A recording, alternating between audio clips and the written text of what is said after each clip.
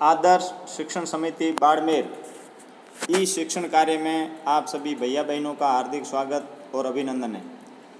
कक्षा सप्तमी, विषय संस्कृत, सप्तम पाठ संकल्प सिद्धिदायक, भाग 3। आज हम संकल्प सिद्धिदायक पाठ के तीसरे भाग का अध्ययन करेंगे। इसमें वो जो ब्रह्मचारी है वो पार्वती के पास आता है और शिव के बारे में वो वार्तालाप करने लगता है और शिव की बुराई करने लगता है। तब पार्वती को क्रोध आ जाता है और क्रोधित होकर के पार्वती बोलती हैं, क्रुद्धा सती, यानी क्रोधित होकर, अरे वाचाल। वाचाल का अर्थ होता है बड़बोला, अरे बड़बोले, अपसर, अपसर यानी दूर हट। यानी पार्वती क्रोधित होकर के कहती है, अरे बड़बोले दूर हट। जगति न कोपि शिवस्य यथार्थ स्वरूपम जानाति। जगति यानी संसार में, न कोपि यानी नहीं, कोपि यानी कोई भी, शिवस्य शिव के यथार्थ यानी वास्तविक, स्वरूपम जानाति रूप को जानता है। यानी जगत में या संसार में कोई भी शिव के वास्तविक रूप को नहीं जानता है। यथा त्वमसि तथे वदसि, जैसे तुम हो वैसा ही बोल रहे हो। विद्याम प्रति, विद्या की ओर। सखी चल, हे सखी चलो।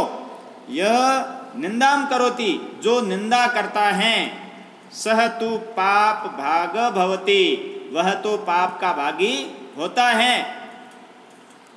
भवति एव होता ही है, यह सुनोति सो अपि पाप भाग भवति, जो सुनता है वह भी पाप का भागी होता है।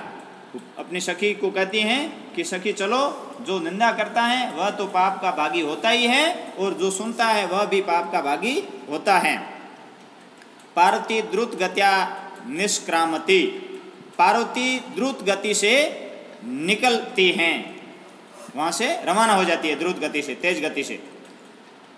तदैव पृष्ठत वटु रूप परित्यजे, तदैव यानी उसी समय, पृष्ठत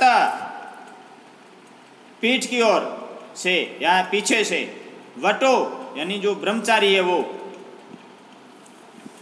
तदैव पृष्ठत वटो रूप परित्यजे, उसी समय पीछे ब्रह्मचारी रूप को त्याग करके शिव तस्या हस्तम गृणाति, शिव उसके हाथ को पकड़ते हैं। यानी पार्वती रवाना होती हैं तो पीछे जो शिव खड़े होते हैं वो ब्रह्मचारी रूप में, वो ब्रह्मचारी का रूप त्याग करके और असली शिव रूप में आ जाते हैं और पार्वती का हाथ पीछे से पकड़ते हैं। पार्वती लज्जया कंपते, पार्वती लज्जा से कांपने लगती हैं। शिव बोलते हैं, पार्वती प्रीतो अस्मि त्व संकल्पेन, हे पार्वती मैं तुम्हारे संकल्प से प्रसन्न हूँ। प्रीतो अस्मि यानी प्रसन्न हूँ। अद्य प्रभृति, आज अब से, अहम तव तपो भी, अहम यानी मैं, तव यानी तुम्हारे, तपो भी यानी तपस्या से, कृत दासो अस्मि यानी खरीदा हुआ दास हूँ, ऐसा शिव बोलते हैं। विंतान ना पार्वती व्यस्ति, नीचे मुँह किए हुए पार्वती हंसती हैं। इस प्रकार ये पाठ का अनुवाद। अब इस गद्यांश से संबंधित जो शब्दार्थ हैं वो शब्दार्थ यहाँ दिए हुए हैं, इसका भी आप अभ्यास कर लेंगे। अभी इस पाठ का ये अनुवाद है, ये अनुवाद भी आप एक बार लिखा हुआ है, आप देख करके और ध्यान में करना और अपनी कॉपी में उतार लेना। अब इस पाठ के जो प्रश्नोत्तर हैं, पहला उच्चारण कुरुत, उच्चारण करिए। अभवत, अकथ्यत, अगच्छत, न्यवेद्यत, अपूज्यत, स्वपिति, तपति, प्राविशत, अवदत, वदति स्म, वसति स्म, रक्षति स्म, वदति, चरति स्म, करोति स्म, गच्छति स्म, अकरोत्, पठति स्म। प्रश्न क्रमांक 2, उदाहरणम अनुसृत्य रिक्त स्थानानि पूर्यतः। इसमें उदाहरण दे रखा है, जैसे वसति स्म, वसत स्म वसंती स्म। अब इसमें वसत यानी रहता है, इसमें का प्रयोग होते ही वो भूतकाल में बदल जाता है। वसती स्म यानी रहता था, और वसती करते रहता है। इसका एक वचन, द्विवचन और बहुवचन दे रखा है। ऐसे आपको रिक्त स्थानों की पूर्ति करनी है। तो पूज्यति स्म, आगे आपको लिखना है द्विवचन में पूज्यतः स्म और बहुवचन में पूज्यन्ति स्म।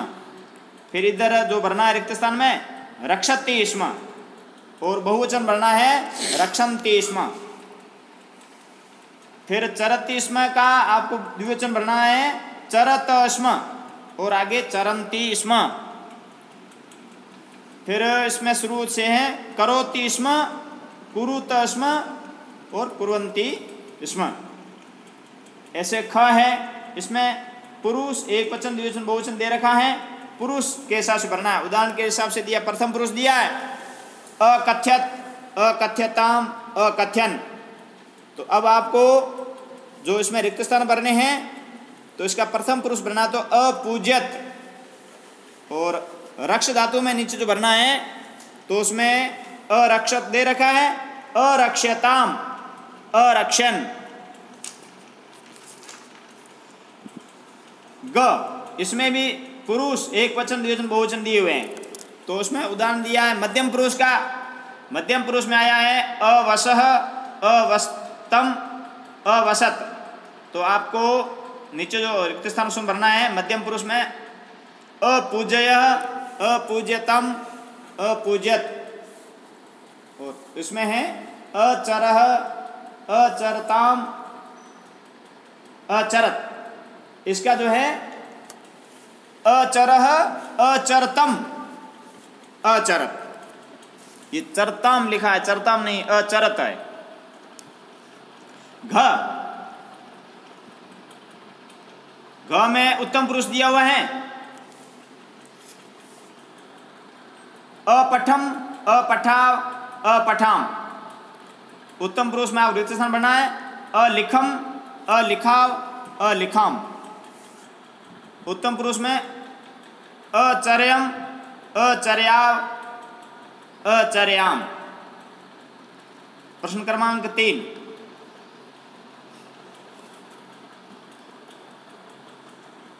प्रश्नों के उत्तर एक पद में देने हैं। तपः प्रभावात के सखाया जाता, इसका एक पद में उत्तर देना है। उत्तर आगे लिखा हुआ है हिंस्र पशवः। दूसरे का उत्तर है गौरी शिखरम। ग का उत्तर है शिवः और घ का उत्तर है पार्वती और र का उत्तर है शिव। एक पद में आपको उत्तर देने हैं। फिर प्रश्न क्रमांक 4 है, उसमें कह का कम काम प्रति कथित, यानी किसने किसको कहा उसके संबंधित है। तो उदाहरण के लिए दिया वत्से तप कठिन भवति, बेटी तपस्या कठिन होती है। ये किसने कहा? माता ने कहा। किसको कहा? पार्वती को कहा। ऐसे नीचे जो वाक्य दिए हुए, तो पहला वाक्य है अहम तपः एव चरिष्याम, मैं तपस्या ही करूंगी। ये किसने कहा? पार्वती ने। किसको कहा? मैनाम, मैंने अपनी माता को कहा मैनाम। मनस्वी कदापि धैर्यम न परित्यजति, ये पार्वती ने कहा और विजया को कहा विजयाम। अपर्णा इति नामना त्वं प्रथिता, अपर्णा इति नामना त्वं प्रथिता, तो ये किसने कहा? विजया ने कहा। किसको कहा? पार्वती को। तो विजया पार्वतीम। अब जिसको कहा है उसमें आगे म लगता आएगा और अलंत आता आएगा, ये ध्यान करना। पार्वती प्रीतो अस्मि तव संकल्पेन, ये किसने कहा? शिव ने कहा और पार्वती को कहा। शरीर माध्य खलु धर्म साधनम, ये वटु ने कहा विजया को कहा, तो वटु विजयाम। अहम तव कृत दासो अस्मि, ये शिव ने कहा पार्वती को, तो हो गया शिव पार्वतीम। प्रश्न क्रमांक 5, इसमें आपको संस्कृत में उत्तर लिखने हैं, पूर्ण वाक्य में उत्तर देने हैं। पहला प्रश्न है पार्वती क्रुद्धा सती किम अवदत्, तो इसका उत्तर है पार्वती क्रुद्धा सती अवदत् अरे वाचाल अपसर जगति न कोपि शिवस्य यथार्थ स्वरूपम यथा त्वमसि तथैव वदसि, ये पहले का उत्तर है। इस शुरुआत से लिखा हुआ पार्वती क्रुद्धा सती किम अवदत, यानी पार्वती क्रोधित होकर के क्या बोलती है, तो आगे उत्तर आप लिखना शुरू करना। पार्वती क्रुद्धा सती अवदत अरि वाचाल अपसर जगति न कोपि शिवस्य यथार्थ स्वरूपम यथा त्वमसि तथैव वदसि। इस स्वरूप बाद में जानाती है। फिर है पाप भागम भवती, यह क पाप भाग भवती, तो इसका उत्तर है यह निंदाम करोति शृणोति च स पाप भागम भवती। पार्वती किम कर्तुम ऐच्छत, तो इसका उत्तर है पार्वती तपस्या कर्तुम ऐच्छत। पार्वती कया साकम गौरी शिखरम गच्छति, पार्वती विजया साकम गौरी शिखरम गच्छति। प्रश्न क्रमांक 6, छठे में मंजूषात पदानि चित्वा समानार्थकानि पदानि लिखत, तो इसमें मंजूषाम शब्द दे रखे हैं। जैसे शिलायाम का है प्रस्तरे पशवः जंतवः अम्बा माता नेत्राणि नयनानि तोषणी मौनम, ये आपको समान अर्थ वाले शब्द हैं, वो इनमें से चुन करके लिखने हैं। 7वां प्रश्न है पद रचना करनी है। जैसे वसति स्म, इसका भूतकाल है, ये भी वसति स्म, वसति वर्तमान काल है, इसमें लगते भूतकाल में बदल जाता है, तो वसति स्म यानी रहता था, तो उसका जो पद रचना है वो अवसत, ऐसे ऐसे नीचे जो उनकी रचना करनी है। तो पश्यति स्म का हो जाएगा अपश्यत, तपति स्म का अतपत, चित्यन्ति स्म अचिन्त्यत, वदति स्म अवदत, गच्छति स्म अगच्छत। उदाहरण अनुसार अब इसमें पद दे रखा है, आपको सामने वर्तमान से भूतकाल बनाना। जैसे अलिखत है, उसका बनाया आपने लिखति स्म, तो अकथ्यत कथ्यति स्म। नयति स्म लिख रखा है, तो उसका हो जाएगा अनयत। पठति स्म है तो अपठत, धावति स्म है तो अधावत, हसति स्म है तो अहसत। इस प्रकार से ये प्रश्नोत्तर आपको करने हैं। धन्यवाद।